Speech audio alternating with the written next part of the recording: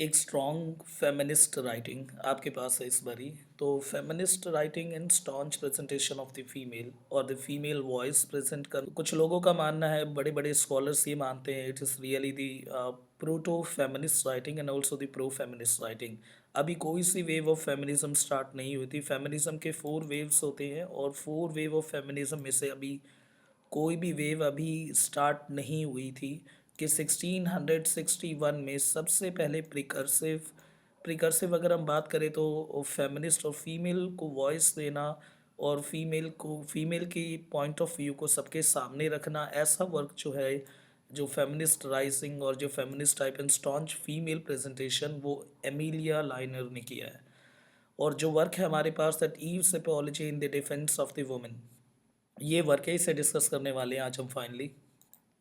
एक तो Charles second ने रिस्टोर कर लिया इंग्लैंड। रेस्टोरेशन एज के ठीक बाद ही ये जो वर्क है ये सबके सामने आया, the eaves apology in the defence of the women. और इसी टाइम पे एक जान के आपको हैरानी होगी, अगर फीमेल साइड से अगर हम देखें तो फीमेल वॉइस को प्रेजेंट करना एक तरह से फेमिनिस्ट पॉइंट ऑफ व्यू को रखने का काम जहाँ पे एमिलिया लाइनर ने किया, तो वहीं पैरेलल वे पे एक बहुत ही फेमस पोइट इस समय के मूव हो रहे थे जिनका नाम है मिल्टन। मिल्टन इतने ज़्यादा फेमस हुए थे, इनके नाम से मिल्टॉनिक एज को भी रेफ़र किया जाता है। जॉन मिल्टन, जिन्होंने दो वर्क लिखा था, paradise lost and the paradise regained. और ये जो पैरेलल कंसेप्ट है जिसमें पैराडाइज लॉस्ट को 1667 में लिखा गया और फिर फाइनली पैराडाइज रीगेन्ड 1674 में, आपके दिमाग में ये आ रहा है कि हम इसे क्यों डिस्कस कर रहे हैं। देखो, पैरेलल वे में जब कंसेप्ट चलते हैं, एक तरफ आप फीमेल वॉइस को प्रेजेंट कर रहे, तो ठीक एंटागनिस्टिक एक और सिमिलर जो पैरेलल कंसेप्ट इस एज में चला था वो था दूसरी तरफ हमारे पास जॉन मिल्टन। पेपर में कंपैरिजन आ सकता है, बिल्कुल पूछ सकते हैं वो, है ना, मिल्टॉनिक एज, क्योंकि मिल्टन में जो एडम एंड ईव है जिनको प्रेजेंट किया गया है फाइनली और दिखाया गया कि किस तरह से मेल पेट्रियार्कल सिस्टम को डोमिनेट किया गया है वहाँ पे, यानी पुरुष प्रधान देश को दिखाया गया और पुरुष प्रधान सोच रखी है सबके सामने। तो मेल पेट्रियार्की टेस्ट देखने को मिलता है। वहीं पे दूसरी तरफ एमेलिया लाइनर, जो कि इनसे भी पहले जिन्होंने 1661 में वर्क लिखा था, ये इतना ज़्यादा फेमस और इतना ज़्यादा नहीं हुआ उस समय पे जितना ज़्यादा जॉन मिल्टन का पैराडाइज लॉस्ट हुआ, जिसको कहते हैं कि Milton is of satanic taste, के शैतानों वाले टेस्ट से लिखा गया था। और हाँ, male as an hero present किया गया था। तो ये सब आपको क्रिटिकल पॉइंट एज का पता होना चाहिए कि कौन सी एज चल रही थी, इंग्लैंड रिस्टोर हो गया था और फीमेल की तरफ से पहली बारी अपनी वॉइस को सामने रखने का जो बेहतर काम जिन्होंने किया है वो एमिलिया नाइनर है। तो इसीलिए इन्हें प्रोटो फेमिनिस्ट राइटर और जो इस वर्क को प्रोटो फेमिनिस्ट का पार्ट माना जाता है। और हमें साथ ही साथ ये भी बताया कि प्रीकर्सर है of the feminism and all that layer of the feminism. Eve की एपॉलजी है, यानी एडम एंड ईव जो आप सुनते होगे, बाबा आदम हम कहते हैं और आदम के ज़माने का, है ना। तो वो जो एडम जो है, एडम को ही हिंदी में आदम कहते हैं और ईव यानी हवा। तो एडम एंड ईव की जो स्टोरी है बाइबल की, उसमें जो जिस तरह से हमेशा फीमेल को नीचे माना जाता है, सब्जुगेट माना जाता है मेल के, इन सारे कंसेप्ट को आज हम डिस्कस करेंगे और देखेंगे किस तरह से जो रूट्स हैं कि आज फीमेल जो सब्जुगेट मानी जाती है, फीमेल एक तरह के सेकंड सेक्स मानी जाती है। सेकंड सेक्स का मतलब क्या है? It mean second frame of sex. देखो, सेक्स का मतलब सिंपल होता है दैट बायोलॉजिकल मेल और फीमेल, जबकि जेंडर क्या होता है, सब द सोसाइटी में जो रोल है। तो जो फीमेल को एज एन सेकंड माना जाता है कि हमेशा मेल सेक्स को ऊपर माना जाता है, फीमेल सेक्स को नीचे माना जाता है, ये साइमन de Beauvoir, ठीक है, साइमन de Beauvoir ने ये फेमस वर्क लिखा था सेकंड सेक्स का। तो हमें ये ध्यान रखना है कि जो ईव की एपोलॉजी है, ईव यहाँ पे सॉरी फील कर रही है।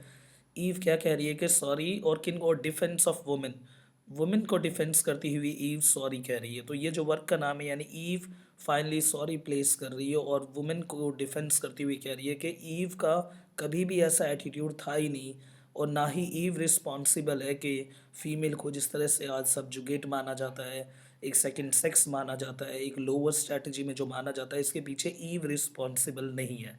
तो ये कहानी की शुरुआत कहाँ से होती है, इसको देखना है हमें और साथ ही साथ इस वर्क को डिस्कस करना है। फटाफट शुरू करते हैं। तो फाइनली मैंने नेक्स्ट स्लाइड जो ऐड कर रखा है वो एडम और ईव की स्टोरी है, बिल्कुल शॉर्ट में मैंने समझाया है वहाँ पे, ठीक है। एडम एंड ईव की स्टोरी समझ आएगी, उसके बेस पे आप फिर ईव का एक क्रिटिकल पॉइंट और उसकी ईव की अपॉलॉजी तब आप समझ पाओगे। ये हमारी को पता करने का, देखो background that you should know, पता होना चाहिए। देखो book of genesis and Hebrew Bible, Bible जिस लैंग्वेज में लिखी गई थी सबसे पहले हेब्रू में लिखी गई थी, ये तो सबको पता ही होगा नॉर्मल।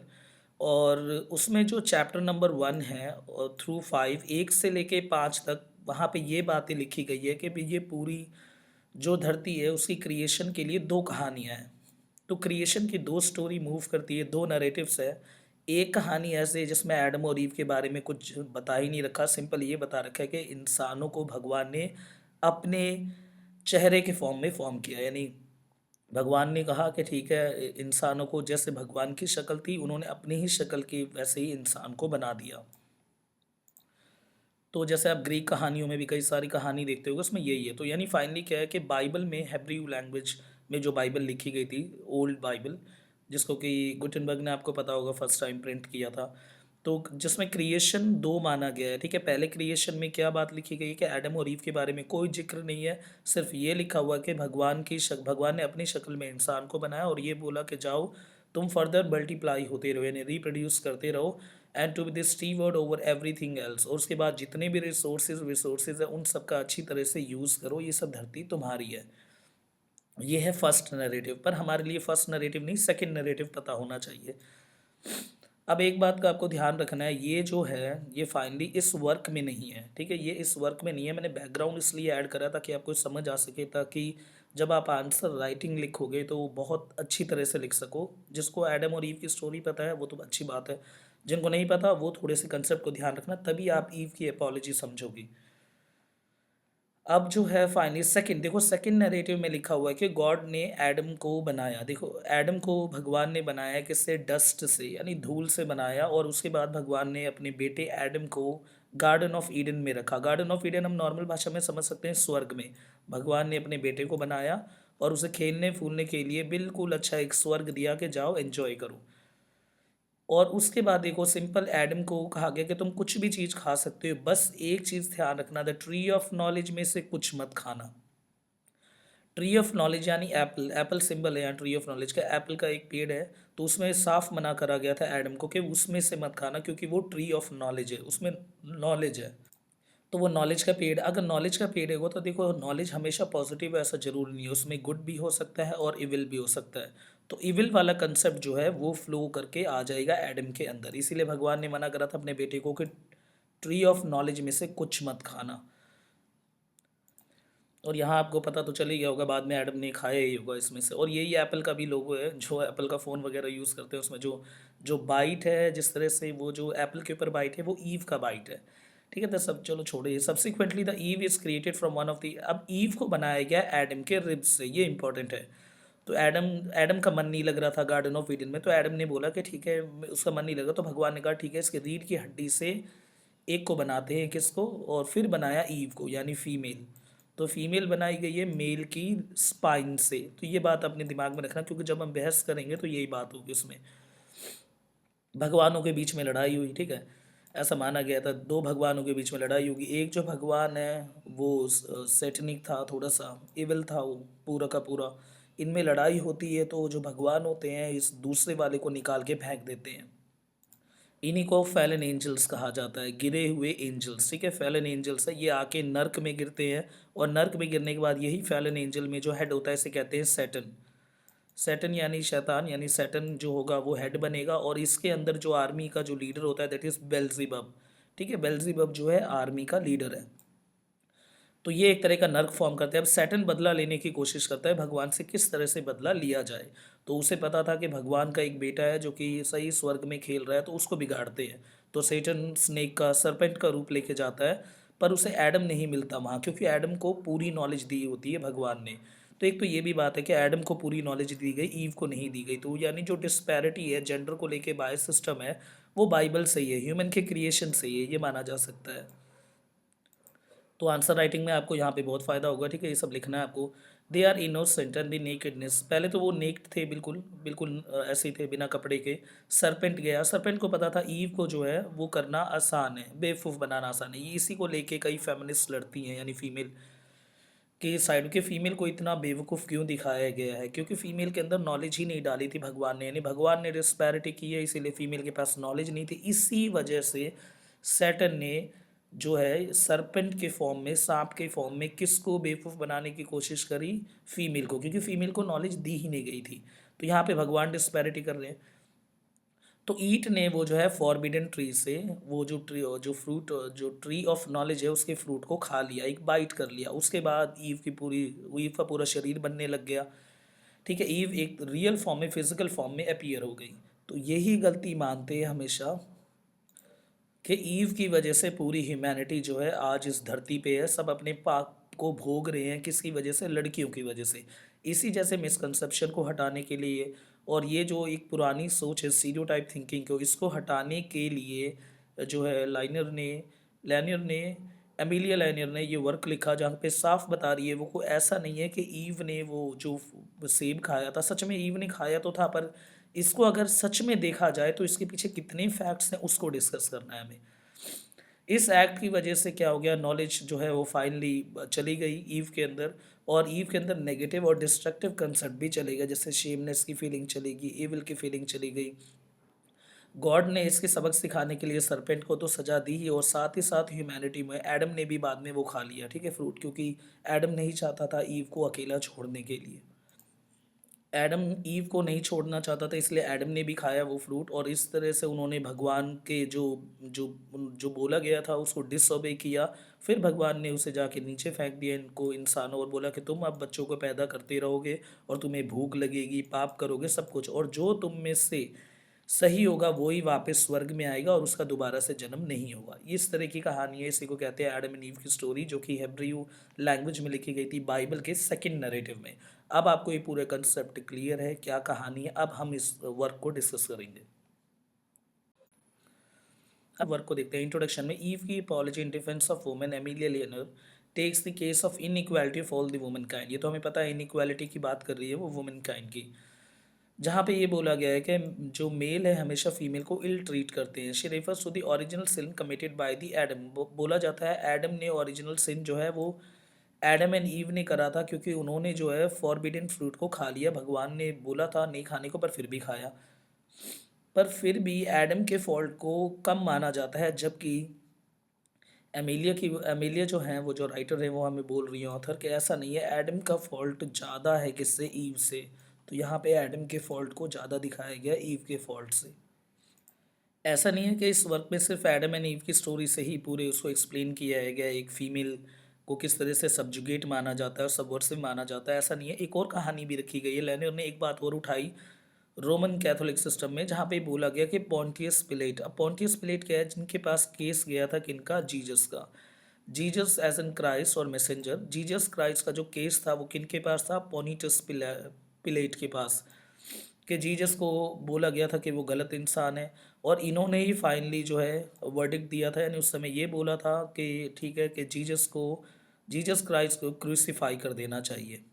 ये क्रूसिफिकेशन का जो ऑर्डर दिया था वो किसने दिया था? पोनिटस पिलेट। पर इसका क्या लेना? इसका बहुत कुछ लेना है इस वर्क से, क्योंकि जो पोनिटस पिलेट है इनकी वाइफ ने बोला था ऐसा नहीं है, जीसस बिल्कुल जिसका आप फैसला देने जा रहे हो कल, वो बहुत ही अच्छे इंसान है, वो सच में एक भगवान का रूप है, पर आप ऐसा फैसला मत देना। पर वही वाइफ को एज एन सब्जुगेट माना जाता है, फीमेल को एज एन सब्जुगेट माना जाता है। तो इस वजह से मेल का जो फाइनली एक तरह का जो पोटेंसी है कि हम कितने पावरफुल है, ऐसी ऐसी बातों की वजह से वाइफ की नहीं सुनी, और फिर क्रूसिफिकेशन का जो ऑर्डर दे दिया। बाद में इसकी सज़ा देखने को मिली कि पॉन्टिनस पिलेट का इंटरनल कॉन्फ्लिक्शन, हर्ट इन माइंड का इतना हुआ कि इन डिप्रेशन वाला फेज आ गया। तो वो ये prior to his judgement betraying the Jesus, his wife का ड्रीम आया था, उन्होंने बोला था कि फाइनली क्राइस्ट इनोसेंस है तो उसको पनिश मत करना। पर here the Lanier present the Adam और पिलेट दोनों केस के थ्रू, जो लैनियर है वो हमें बताएगी किस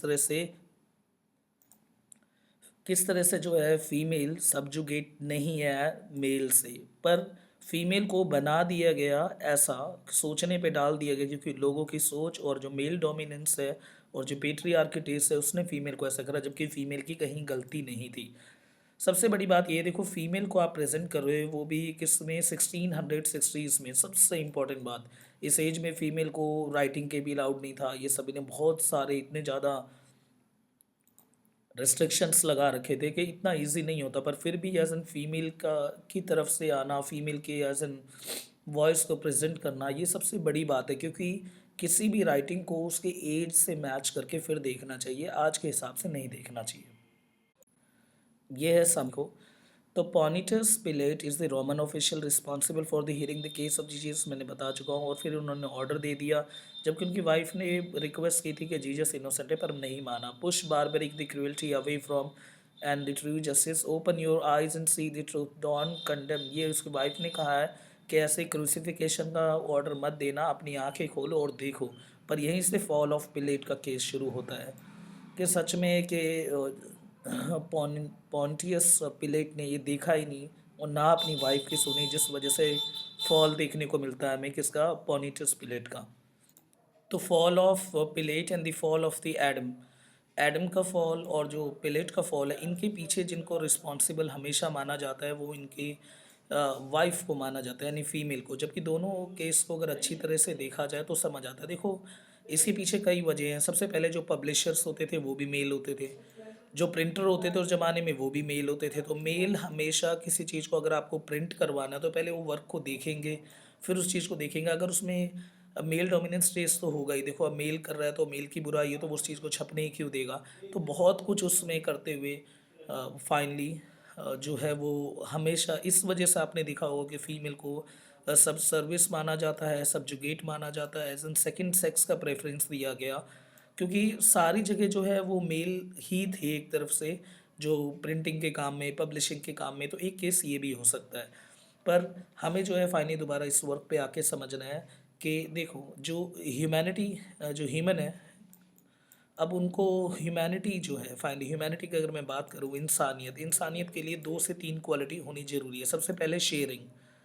इंसान ही एक ऐसे, देखो जानवर शेयर नहीं करते पर इंसान पक्का शेयर करेगा। आपके घर में भी कोई चीज़ आए तो आप पक्का अपने जो आपको सबसे ज़्यादा प्यारा हो आप उसके साथ शेयर करोगे। तो एक शेयरिंग है। सेकंड थिंग अगर हम बात करें तो इनोसेंस, इनोसेंस जो है वो फाइनली एक और ऐसी क्वालिटी है जो कि ह्यूमन के अंदर खासकर देखने को मिलती है। देखो, अब ऐसा तो नहीं है कि जो एनिमल्स है वो इनोसेंट नहीं होते, एनिमल भी इनोसेंट होते हैं, पर वो हमारे एक तरह का पॉइंट ऑफ व्यू है कि हम सोचते हैं ऐसा, हम एनिमल बन के तो हमने देखा नहीं। तो मेन अगर इसमें ना पढ़ते हुए हम सिंपल सी एक बात ये देखते हैं कि जो ह्यूमैनिटी है, ह्यूमैनिटी को शेयरिंग जैसे, इनोसेंस जैसे इन क्वालिटी पे नापा जाता है। तो अगर हम फाइनली दोबारा इस वर्क पे आके देखते हैं तो ई फॉल ऑफ मैनकाइंड के पीछे, यानी पूरी इंसानियत जो है और पूरे जो इंसान है आज धरती पे है, और एक ये जो लूप में जो घूम रहे हैं हम जिस तरह से, और जिसको साल्वेशन, मुक्ति उसी को मिलेगी जो फाइनली इन सब से निकल सकता है। तो ये जो साइकिल है, इस साइकिल जो फॉल ऑफ मैनकाइंड यानी फॉल ऑफ मैनकाइंड, इंसानियत की जो ये साइकिल मूव कर रही है, इसके पीछे ईव रिस्पॉन्सिबल है ऐसा बिल्कुल नहीं कह सकते। क्योंकि देखो, 2-3 काम।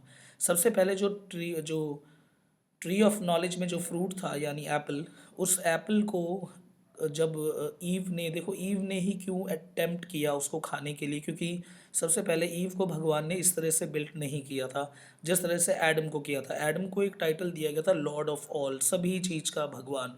पर ईव के पास ये नॉलेज नहीं दी गई थी। तो पहली गलती ईव से ये हो गई, क्योंकि इस गलती के पीछे ईव रिस्पॉन्सिबल नहीं है बल्कि क्रिएटर रिस्पॉन्सिबल है, यानी गॉड। सेकेंड थिंग, ईव ने जब वो एप्पल को खा लिया, तब एप्पल खाया तो जब एडम आया तो एप्पल को एडम के साथ शेयर किया, क्योंकि वो, उसके आंखों में आंसू थे और वो ये चाहती थी जो जो भी है वो शेयर करेंगे इसे, ताकि एडम को फील ना हो। और दोनों ने वो शेयर किया, और जो शेयरिंग है वो ह्यूमैनिटी का एक कोर एसेंस है। तो यहाँ से भी अगर हम देखें तो इसके पीछे भी जो हम नहीं कह सकते कि the female is responsible for this. Third point हमारे पास ये है कि ईव को भी बनाया गया था एडम की स्पाइन से, तो यानी वो भी एडम का पार्ट है। तो इससे हम ये कह सकते हैं कि एडम रिस्पॉन्सिबल है, क्योंकि एडम की पार्ट से ही ईव को कंस्ट्रक्ट किया गया और गॉड ने कंस्ट्रक्ट किया। तो फिर फीमेल क्यों वजह है डाउनफॉल की। एडम भी उतना ही रिस्पॉन्सिबल है, और एडम उससे ज़्यादा रिस्पॉन्सिबल हम कह सकते हैं, क्योंकि एडम को सब कुछ पता था पर फिर भी एडम ने उसे खाया। अगर एडम नहीं खाता तो रिप्रोडक्शन नहीं होता, रिप्रोडक्शन नहीं होता तो बच्चे पैदा नहीं होते, अगर बच्चे पैदा नहीं होते तो इतने सारे मल्टीप्लाई नहीं होते, और फिर ये पूरा लूप और साइकिल जो है, विशेष साइकिल, ये कभी चलता ही नहीं। तो एडम भी उतना ही रिस्पॉन्सिबल है, पर क्योंकि जो मेल का एक टच है और जो मेल का जो ग्राउंड है, इस तरह से मेल के टेस्ट ने इस पूरे सिस्टम को घुमाया और एंड में जाके सब कुछ डाल दिया फीमेल के ऊपर।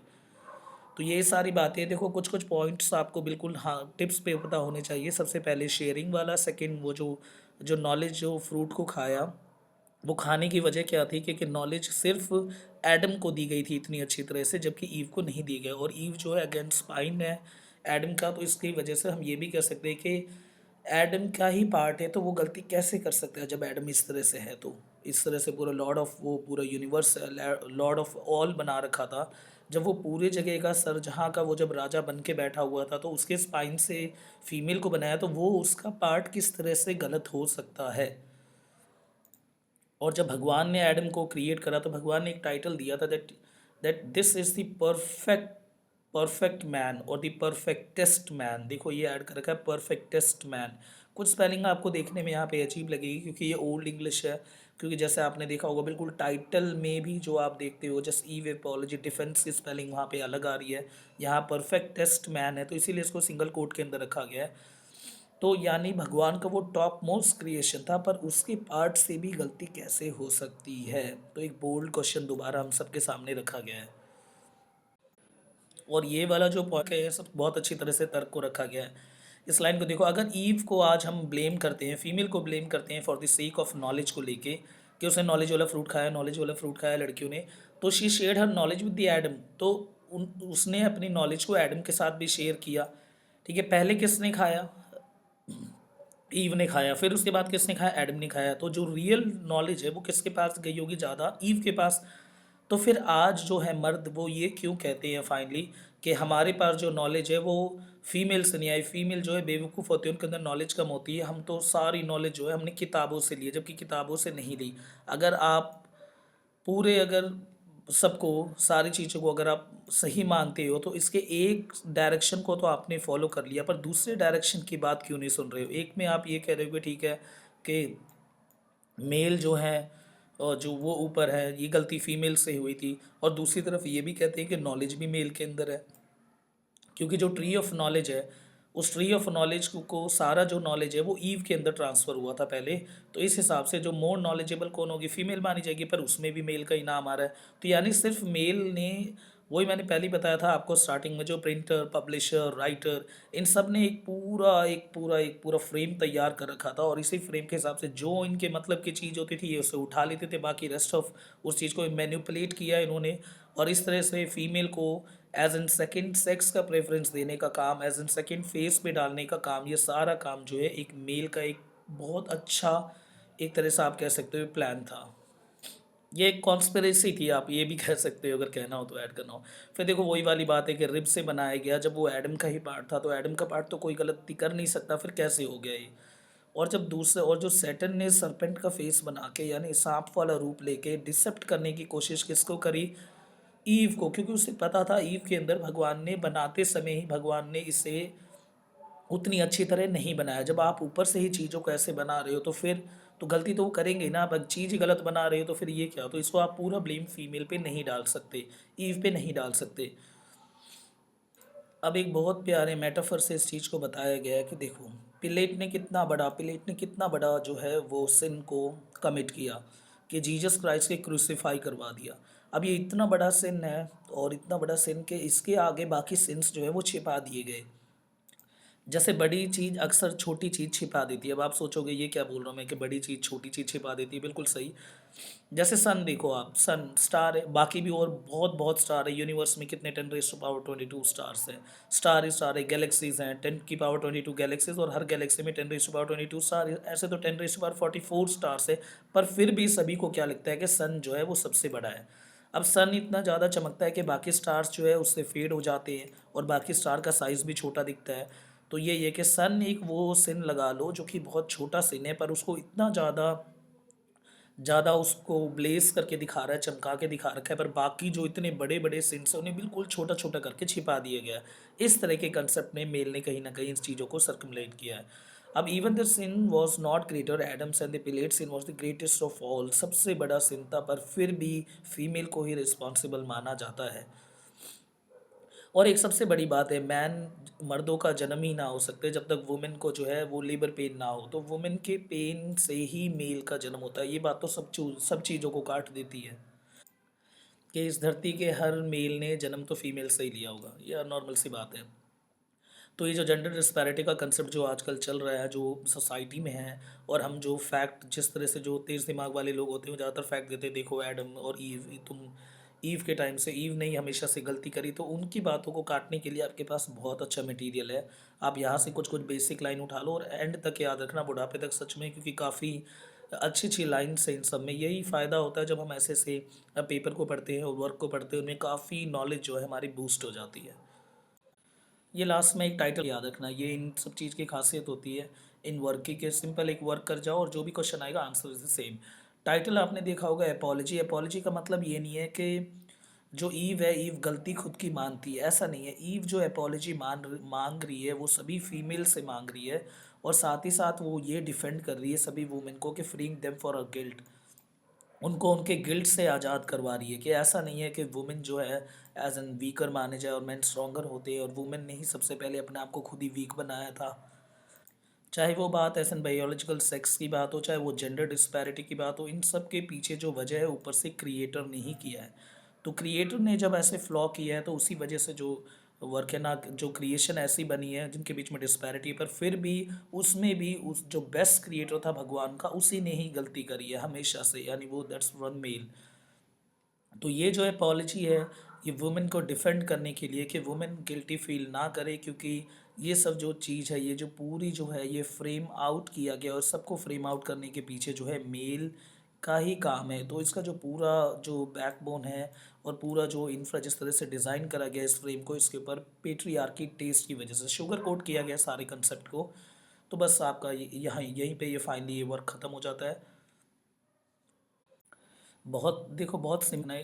एक सच में लिटरेचर का स्टूडेंट होने के लिए ऐसे ऐसे वर्क को अपने सच में रजिस्टर में ऐड करते रहो। रजिस्टर मतलब अगेन द लैंग्वेज का रजिस्टर जो होता है आपके दिमाग का, उसको अंदर आप ऐड करते रहो। यही सब चीज़ जो है आपको एक डिफरेंट अपने फील्ड का बनाएगी, कि सच में हाँ लिटरेचर के स्टूडेंट है, अपने फील्ड के स्टूडेंट है, जिसको ऐसी ऐसी कहानियाँ पता होनी चाहिए। और ये सब कुछ वैसा नहीं है कि नॉर्मल बहुत ज़्यादा इस तरह से कि रटना है, ये करना है, वो करना है, ये नॉर्मल सी बात है। कल परसों अगर फेमिनिज्म के ऊपर अगर कभी आपको स्टेज ओरिएंट करना पड़ा या कोई एक स्पेशल लेक्चर लेना पड़ा, तो वहाँ आप इन सब चीज़ों को पक्का ऐड करके आ सकते हो। और स्पेशल थैंक्स सभी को, बहुत प्यारे प्यारे कमेंट आते हैं, ठीक है, थैंक यू। इसी तरह से कमेंट करते रहना, और जो भी रिक्वेस्ट है सीधा यहाँ पे डालो, ठीक है। जो जो आपको नहीं समझ आ रहा बिल्कुल मैं वीडियो लेके आऊँगा। Thank you, thanks a lot.